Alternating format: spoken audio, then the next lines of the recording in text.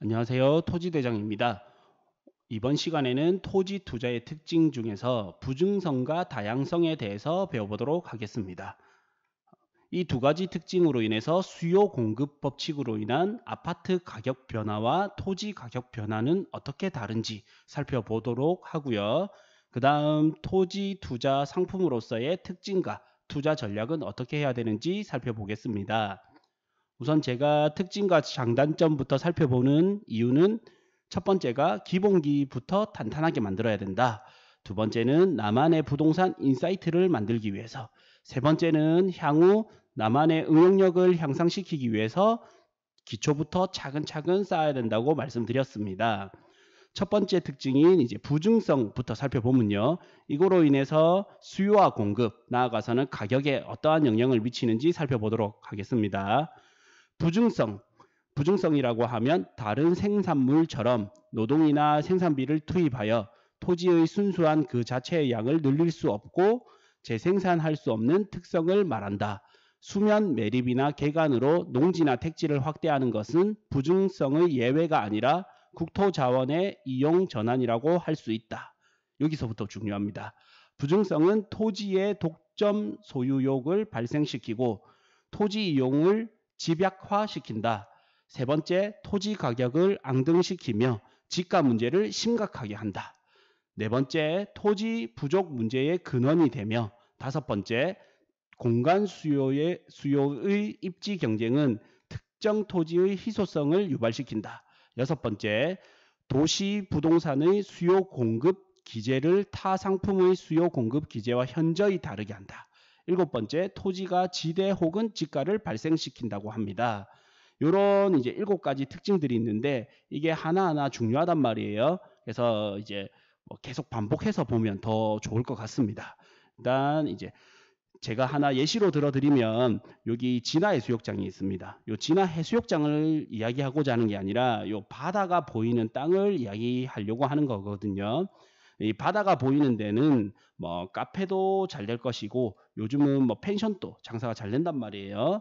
그러면 나는 이제 요 바닷가가 보이는 땅에 펜션을 이제 지었어요. 예, 조금 어설프긴 하지만 이게 펜션입니다.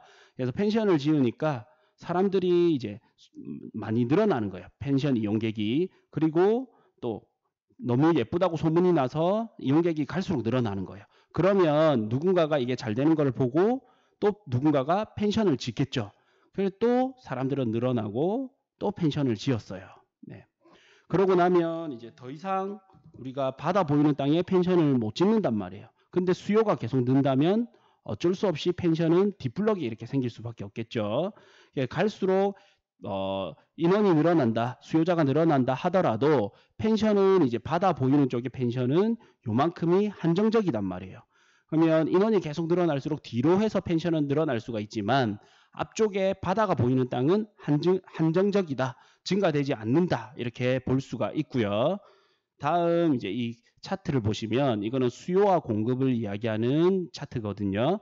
그래서 이제 가격은 시장 경제에서 수요와 공급을 조절하는 보이지 않는 손의 역할을 한다고 합니다. 그러면 이 표를 보시다시피 가격이 상승하면 어떻게 수요는 감소하고 가격이 상승하면 공급은 증가됩니다. 당연한 거죠. 가격이 상승하기 때문에 이제 수요자 입장에서는 비싸니까 가격적 부담을 느낄 거 아니에요. 그러니까 수요는 감소할 수밖에 없고요. 공급자 입장에서는 사업성이 좋아지기 때문에 당연히 공급량은 증가될 수밖에 없겠죠. 반대로 이제 가격이 하락한다고 하면 수요는 증가하게 되고요. 가격이 하락하면 공급은 하락하게 되겠죠. 그래서 이제 가격과 공급량은 비례하게 되고요. 가격과 수요량은 반비례하게 됩니다. 그래서 이제 우리가 투자 상품으로 봤을 때는 가격이 상승되기 위해서는 첫 번째 조건이 수요가 증가가 돼야 돼요. 이게 기본이지만 가장 중요한 내용입니다. 나의 투자 상품이 내가 보유하고 있는 상품이 가격 상승이 되기 위해서는 이거를 필요로 하는 수요자가 늘어날수록 가격이 상승될 확률이 높아지겠죠. 여기서 조금 더 더하자면 수요자는 늘어나지만 공급이 부족하다 하면 더 가격 상승 확률이 높아질 겁니다. 가격 상승률도 높아질 거고요. 그런데 특징을 보면 토지는 공급이 안 된다고 했잖아요. 토지의 특징상 부증성, 그러니까 공급이 불가합니다. 그렇다 보니까 토지에서 가장 중요한 것은 수요입니다. 토지에서 가장 중요한 것은 수요가 가장 중요하다라는 거예요. 다음 살펴볼 특징은 이제 다양성이고요. 이 다양성은 이제 토지는 용도의 다변화가 가능하다 이런 건데 한번 제가 읽어드리면 다양성, 토지는 주택지, 상업지, 공업지, 농장, 목장 및 임야 등 여러 가지의 용도로 이용할 수가 있다. 이와 같이 토지는 일반 재화와 달리 그 이용성이 다양한 것이다. 계속 나오는 게 일반 재화랑은 다르다고 나오죠. 이처럼 토지의 용도가 다양적이기 때문에 그 용도상 수개의 토지가 동시에 경합하는 일이 많을 뿐 아니라 다른 용도로서의 전환도 가능하며 서로 이제 경합도 하고 전환도 가능하다죠. 사람들은 토지의 최적한 용도로서 최유효 이용의 용도를 모색하게 되는 것이다. 이는 그 토지의 재산상의 가치를 증대시키는 요인이기도 하다. 다양성 때문에 토지의 재산상 가치를 증대시킨다고 하죠. 예로서 도시 주변 근거리에 위치한 농지나 임야를 택지로 용도를 변경함으로써 그 토지의 최유용 이용에 따라 지가를 높일 수 있는가 하면 맨션의 경우 1층은 상점, 2층은 주거용으로 이용한다든가 용도의 병존도 가능하다. 이렇게 1층은 상점, 2층은 주거용 이런 용도의 병존도 가능하다고 합니다. 이러한 것은 부동산 용도의 다양성에 따라 최유효 이용을 도모함으로써 그 재산의 경제적 가치를 향상시키는 요인이 되는 것이다. 제가 이거를 조금 더 이해하기 쉽게 풀어드리면 만약에 이제 아파트가 1000세대가 들어온다고 합시다. 그러면 이제 인구 유입이 1000세대가 됐단 말이에요. 그러면 수요 공급의 원칙에 따라서 가격이 균형을 이루겠죠. 그래서 이제 균형 가격을 이룰 것이란 말이에요. 그런데 또 아파트가 1000세대가 더 들어왔어요. 그런데 인구는 이제 2000세대가 유입이 됐습니다. 그러면 가격은 어떻게 될까요? 상승될 확률이 높아지겠죠. 수요 공급의 원칙에 따라서. 그런데 이제 만약에 아파트가 1000세대가 들어왔는데 인구 유입은 500세대밖에 되지 않았어요. 그러면 이 아파트를 어떻게 이제 용도 변경을 할 수 없기 때문에 아파트는 용도 변경이 힘들잖아요. 내가 만약에 13층의 아파트를 들고 있는데 이거를 아파트로서 인기가 없기 때문에 뭐 공장이나 상가로 바꾸고 싶다. 근데 힘들죠. 이 용도 변경이 힘들단 말이에요. 아파트 같은 경우에는. 그러니까 어떻게 된다? 가격이 하락할 가능성이 높아진다라는 거예요. 근데 이제 토지를 살펴보겠습니다. A 토지, B 토지, C 토지가 있습니다. A 토지에 누군가가 이제 수요가 늘어날 것을 예상해서 아파트 1000세대를 공급을 했습니다. 그런데 인구 유입이 1000세대가 됐어요. 수요가 이제 1000세대가 늘어난 거죠. 그러면 균형 가격을 이룰 것이다. 그리고 또 아파트가 1000세대가 공급이 됐습니다. 그런데 예상과는 달리 인구 유입은 500세대밖에 되지 않았어요. 그러면 이제 C 토지주는 바보가 아니라면 아파트를 짓지 않겠죠. 그러면 뭐를 하면 좋을까요? 당연히 요 1500세대를 보고 상업용 건물이나 업무용 건물 이런 거를 건축할 거단 말이에요. 이렇게 이제 토지는 이 용도의 다변화가 가능하다라는 겁니다. 그래서 토지 투자는 이러한 부증성과 다양성으로 인해서 투자 상품으로 봤을 때 안정성이 높고요. 미래 예측이 용이하다라는 겁니다. 그래서 저는 사실 이런 이론보다도 실제로 돌아다니면서 답사를 다니면서 배우는 걸 굉장히 좋아하거든요. 그래서 제가 이제 답사 갔던 곳 중에 경기도 평택시가 있어요. 여기 평택시는 여러분들도 많은 분들이 알다시피 고덕국제신도시가 들어오고요. 그리고 뭐 평택 브레인시티도 있고요. 그 다음에 뭐 평택항을 끼고 황해경제자유구역으로도 개발이 되고 그리고 또 교통도 좋아지고 이런 뭐 안중역 해가지고 서해안 복선전철도 들어오고요. 이렇게 또 뭐 삼성전자, LG 이래서 대기업들도 많이 들어오잖아요. 이 평택시는 개발 호재가 풍부하단 말이에요. 그렇다 보니까 수요도 증가가 되고요. 개발 호재가 풍부하고 수요가 증가되다 보니까 반대로 이제 또 공급도 사업자 입장에서는 공급량도 많이 늘어나는 거예요. 그래서 수요가 증가되고 공급이 증가됨에 따라서 아파트라는 상품과 토지라는 상품이 어떻게 움직였는지 한번 살펴보도록 하겠습니다.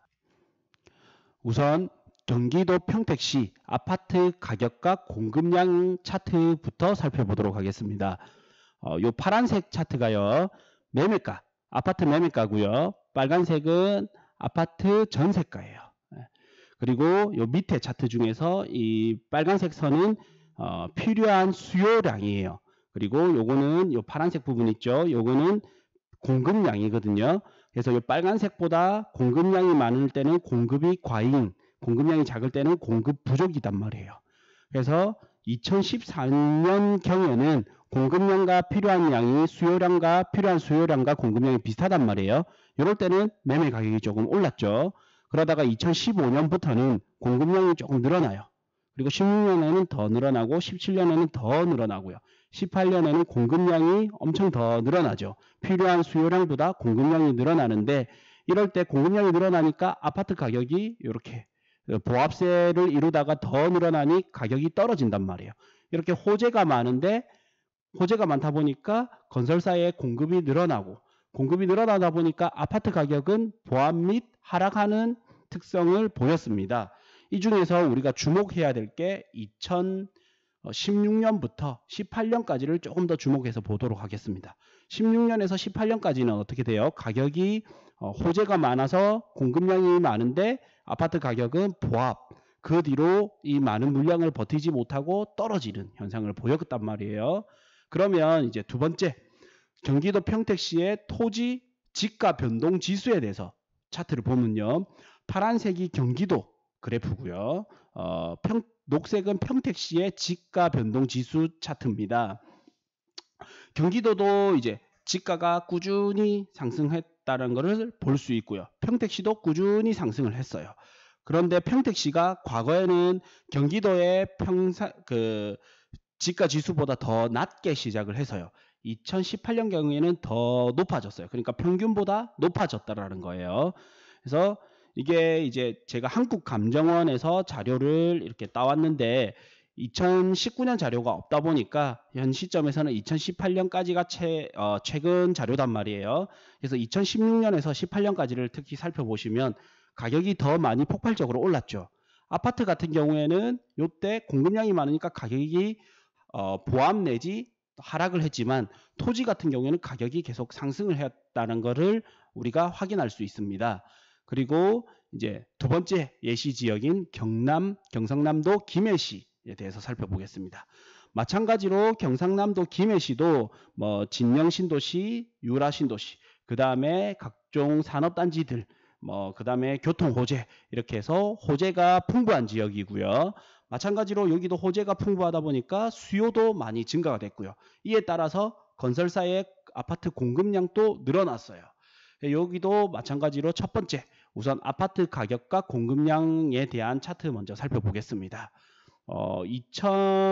김해시 아파트 매매가 차트를 보면 2010년 9년부터 이렇게 상승을 하다가 2010년에 이제 한 중순부터는 가격이 조금 떨어지고요. 이때 특히 이제 2013년, 14년에는 공급량이 많죠. 이때는 특히 이제 아파트 가격이 떨어집니다. 그러다가 공급량이 다시 부족해지고요. 부족할 때는 아파트 매매가가 어떻게 됩니까? 다시 오르죠.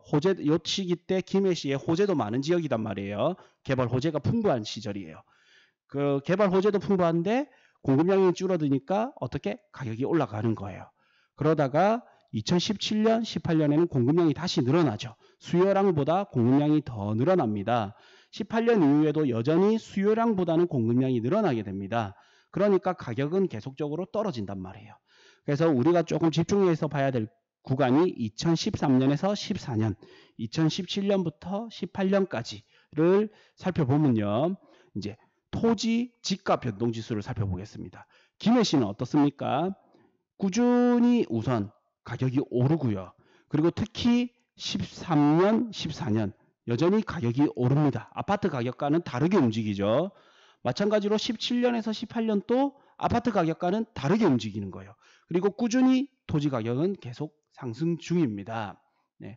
요렇게 이제 개발 호재가 풍부한 지역에 수요가 증가되고 수요가 증가됨에 따라서 공급량이 증가됐을 때 토지 가격과 아파트 가격은 다르게 움직이더라라고 우리는 볼 수 있었습니다. 그래서 오늘 배운 내용을 요약해보면 부증성과 다양성, 부증성이란 토지의 순수한 그 자체의 양을 늘릴 수 없고 재생산할 수 없는 특성이다. 다양성은 토지는 주택지, 상업지, 공업지, 목장, 농장 및 임야 등 여러 가지의 용도로 이용할 수가 있다. 이게 이제 부증성과 다양성의 특징이고요. 이로 인해서 토지는 수요와 공급 중에 공급이 되지 않는다 했죠. 그러다 보니까 수요가 가장 중요하다라는 거예요. 그러면 수요가 중요하다면 이거를 응용해서 수요 증가 요인은 뭐가 있을까가 이제 나의 다음 공부해야 될 재료가 되겠죠. 그럼 수요 증가 요인 중에서는 이런 개발 호재가 대표적인 게 될 거고요. 그 다음 또 뭐가 있을까요? 입지의 변화, 그리고 부동산 정책, 그 다음에 돈에 대한 정책으로서 대출 규제 이런 것들도 있겠죠. 그래서 부동산의 정책과 규제, 또 세금 이런 것들이 수요 증가 요인이 된단 말이에요. 그리고 이제 토지는 부증성과 다양성 등으로 인해서 하락장에서는 가격 하락이 낮으며 상승장에서는 오히려 가격 상승이 더 높은 독특한 특징을 가지고 있습니다. 그리고 공부를 하면 할수록 미래 예측이 쉽단 말이에요. 왜? 아파트 같은 경우에는 건물은 내가 그만큼 좋다라는 특징이 있으면 공급량이 늘어납니다. 토지는 공급량을 늘릴 수가 없어요. 그러다 보니까 오히려 더 미래 예측이 용이하고, 그리고 내가 이제 공급보다도 공급에 대해서 신경 쓸 필요가 없죠. 그래서 오히려 수요 증가 요인만 내가 잘 분석하고 들어간다면 더 효율적이고 안정적이고 더 높은 수익을 볼 수 있는 게 토지 투자의 특징입니다.